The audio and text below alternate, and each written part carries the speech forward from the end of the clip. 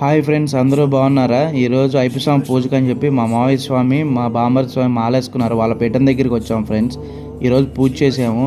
నేను చాలా అంటే చాలా హ్యాపీగా ఉన్నాను. ఈ అబ్బాయి మా పెద్ద అబ్బాయి ఫ్రెండ్స్, మా చిన్న అబ్బాయి.